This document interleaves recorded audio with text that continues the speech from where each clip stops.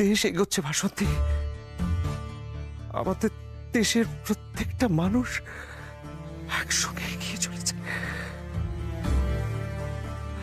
বন্দে মাতারাম, বন্দে মাতারাম।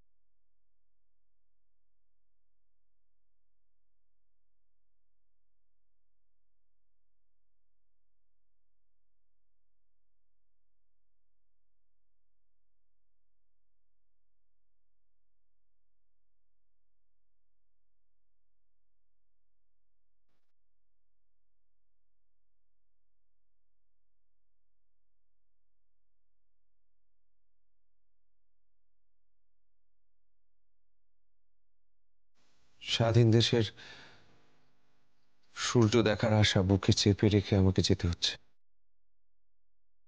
সুহাস, তোমাকে কথা দিতে হবে, তুমি বেঁচে থাকবে, আর একদিন এই দেশকে স্বাধীন করবে তুমি।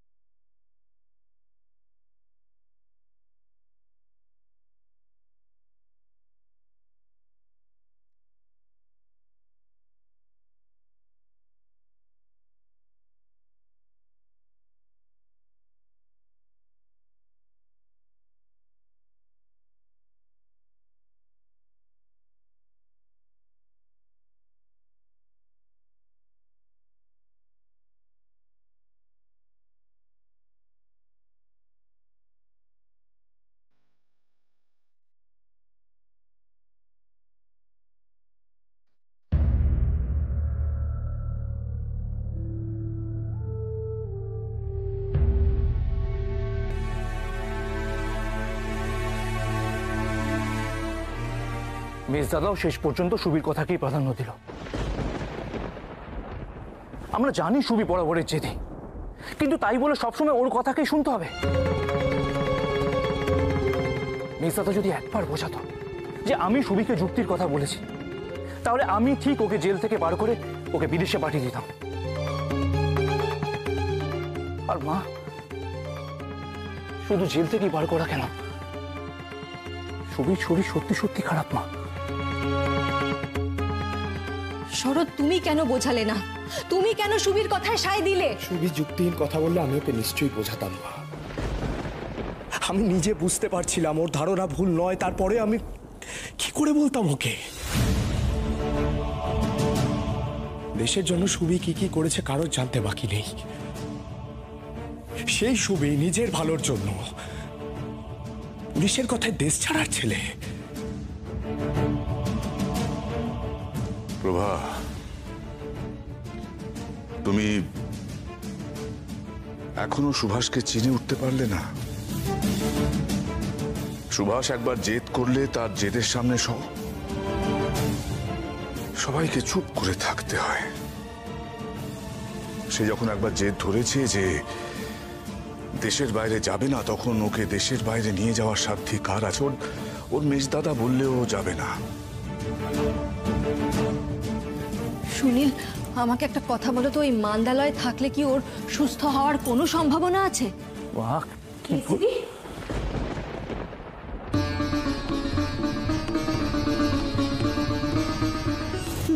মেজিদি, বিভা, কি হয়েছে তোমার? এরকম করছো কেন? কাঁদছো কেন? বলো আমায়।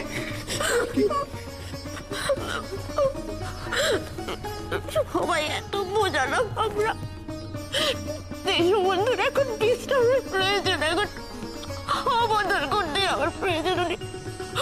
উনি আমাদের কারোর কথা শুনলেন না।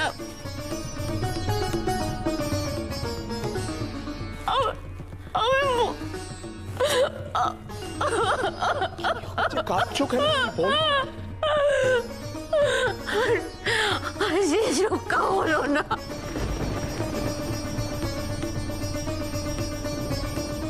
আর শেষ রক্ষা হলো না। কি বলছো? বুঝতে পারছি না। দেশবন্ধু আর নেই আমাদের মধ্যে।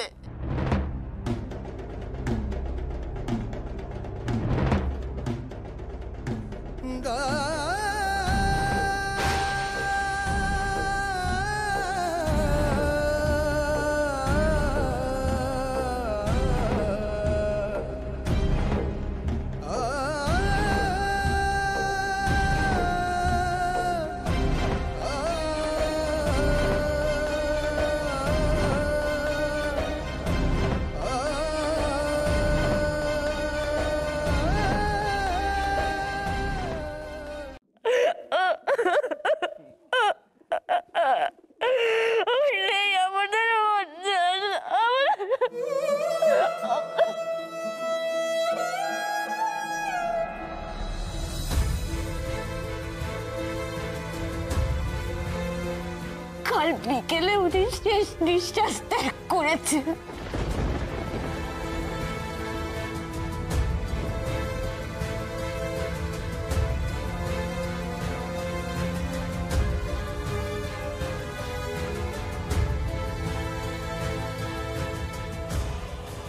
নানা কারণে আমরা খবর পাইনি।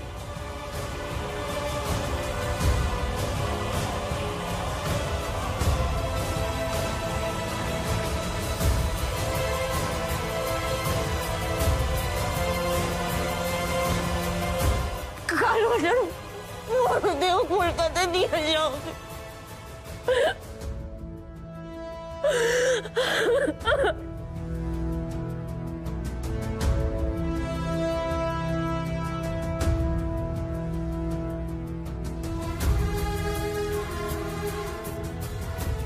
আমি অনেক আগেই বলেছিলাম ওনাকে বিশ্রাম নেওয়ার জন্য, উনি শুনলেন না।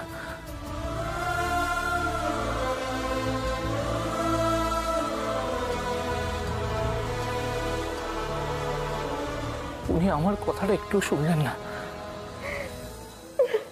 ওনার মতো একজন বিদ্বান মানুষ নিজের অসুস্থতার কথাটা বুঝতেই চাইলেন না, সারাক্ষণ দেশ দেশ করেই গেলেন।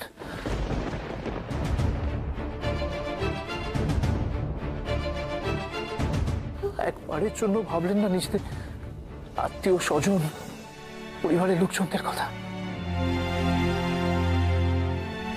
সারাক্ষণ দেশ দেশ করেই গেলেন। সুভাষবাবু মান্দালয়ের জেলে অনশন করতে করতে অসুস্থ হয়ে পড়েছেন। বিলেত থেকে ডাক্তার এসে পরীক্ষা করে জানিয়েছেন যে সুভাষবাবুর স্বাস্থ্যের উন্নতির প্রয়োজন। তাই সরকার সিদ্ধান্ত নিয়েছে সুভাষবাবুকে মান্দালয় থেকে সুইজারল্যান্ডের জেলে ট্রান্সফার করা হবে।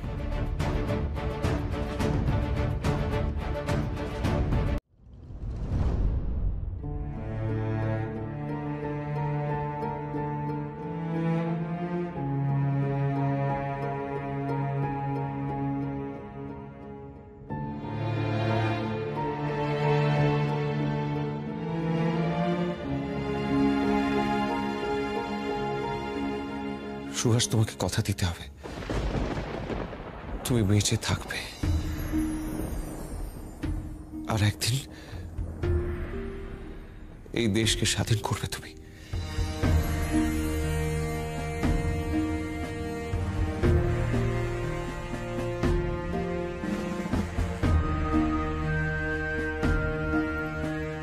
পতন অভ্যুদয় বন্ধুর পন্থা, যুগ যুগ ধাবিত যাত্রী, হে চির সারথি তব রথ চক্র। ক্ষুদিরাম বসু দেশের জন্য বন্দী হলেন অনুমাসী। যারা মায়ের জন্য নিজের জীবনখানা আহুতি দেয় তারা ভয় পায় না, তারা হাসি মুখে মৃত্যুকে বরণ করতে পারে। সংকট দুঃখ ত্রাতা আলিপুর কোর্ট চত্বরে শামসুল আলমকে গুলি করে হত্যা করার অপরাধে বিপ্লবী বীরেন দত্তগুপ্তর ফাঁসির আদেশ জানালো আদালত। সুবি, আমার উপর কিন্তু আর রাগ করে থেকো না, তোমার সাথে আমার বোধহয় আর দেখা হবে না। কাঁদিস না সুবি, কাঁদিস না, আগুনটাকে বুকের মধ্যে জমিয়ে রাখ। তিমির ঘন নিবিড় নিশীথে পীড়িত মূর্ছিত দেশে জাগ্রত ছিল তব অবিচল মঙ্গল নয়নে অনিমেষে। স্বপ্নে আতঙ্কে রক্ষা করিবে অঙ্কে, স্নেহময়ী তুমি মাতা। সামনে থাকা উচিত তো, আমি ঠিক আছি। হাতে গুলি লাগলে কারোর প্রাণ যায় না, তুই গুলি চালাও, কেউ থামবে না, গুলি চালাও, গুলি চালাও।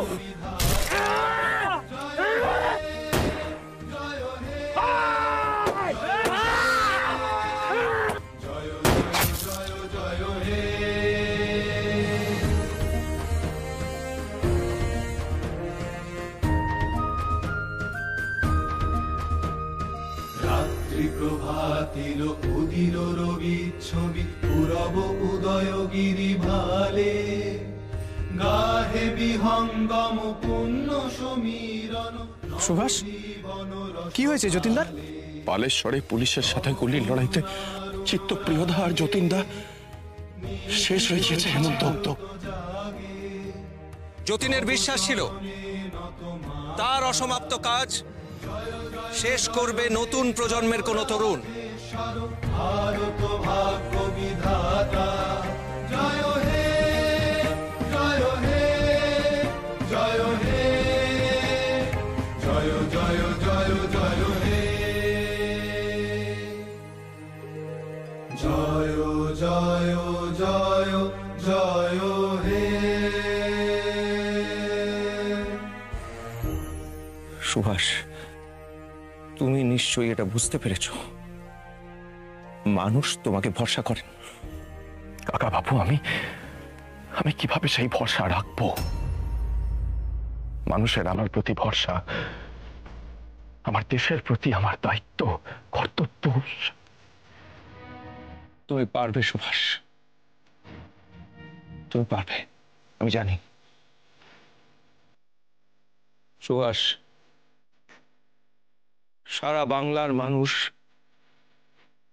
তোমার উপর ভরসা রেখেছেন, আর আমার স্থির বিশ্বাস একদিন সারা দেশের মানুষ তোমার উপরেই ভরসা রাখবেন।